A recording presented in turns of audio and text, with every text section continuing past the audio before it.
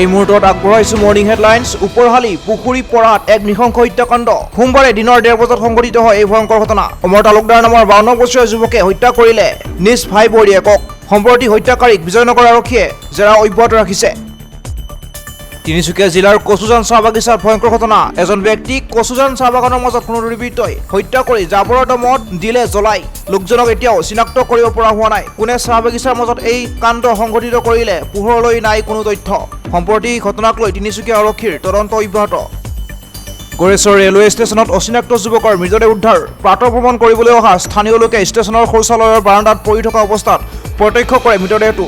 নিচাযুক্ত কোনো সামগ্ৰী সেৱন কৰি এনেদৰে মৃত্যুমুখত পৰাৰ সন্দেহ। ঘটনাস্থলীত উপস্থিত ৰেলৱে আৰক্ষী। তদন্তৰ পিছতে মৃত্যুৰ প্ৰকৃত তথ্য জানিব পৰা যাব। নিৰ্বাচনী ৰণসিঙা বজাবলৈ আজি অসমলৈ আহিব প্ৰধানমন্ত্ৰী নৰেন্দ্ৰ মোদী। নৰেন্দ্ৰ মোদীক আদৰিবলৈ সাজু গুৱাহাটী, সাজু নলবাৰী। নলবাৰীত বিশাল নিৰ্বাচনী সভাত অংশ ল'ব প্ৰধানমন্ত্ৰী মোদীয়ে। বঙাইগাঁৱৰ মানিকপুৰত চাঞ্চল্যকৰ ঘটনা। যুৱকক হত্যা কৰি মৃতদেহ পেলালে মানাহ নৈত। 2 নং দেউতাৰীত সংঘটিত হৈছে এই নৃশংস হত্যাকাণ্ড।